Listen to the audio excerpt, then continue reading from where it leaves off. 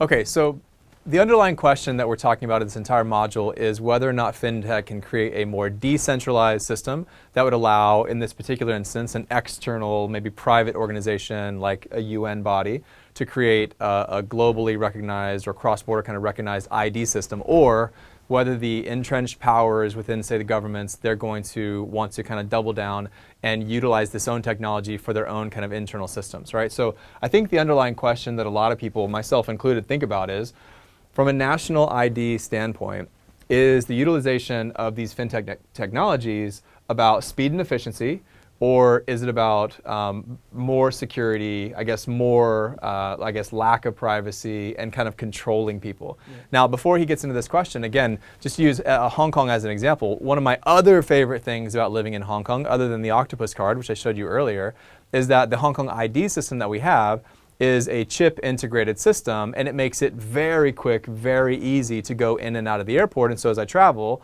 Hong Kong is probably the simplest border that I've ever crossed personally, and it makes going in and out very, very simple. For years, I saw that as a great advantage, but I do wonder, would I think the same thing as these biometrics are being introduced more broadly for a government maybe that I trust a little bit less, let's say, right? What do you think?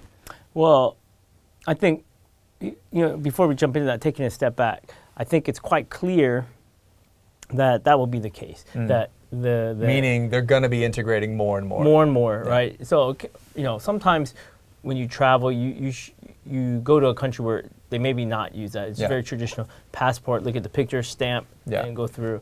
I would say increasing many of the countries that I've been to in the last few years, though, however, even if they were so-called developing countries, have incorporated some level of biometrics, even if it's just a fingerprint scan, into this identity portfolio, so to speak, that they're constructing. And that will just continue unabated. That is the tide that's coming in. That's not going to roll back out anytime soon. Yeah. Now, I think to the broader question then of like how should that be controlled or regulated, that's really difficult to say, because I think to your point, there are certainly countries out there that may use it solely for an efficiency standpoint. Right. It's just quicker to process people through immigration this way. Right. But I would say most countries will use it for a variety of different needs as things arise, because once that data is there, it's the rare organization that can put in the brakes themselves to say, okay, we just want to use data for this purpose and this purpose alone.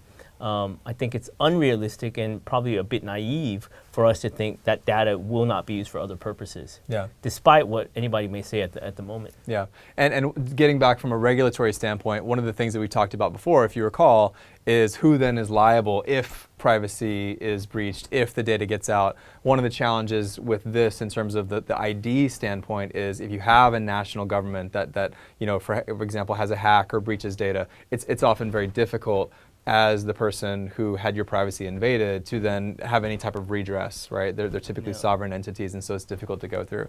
Okay, so for you, all the participants out there, what do you think? Do you think that at some point, maybe in the next 10 or 20 years, there will be kind of a globally accepted, non-government issued identification?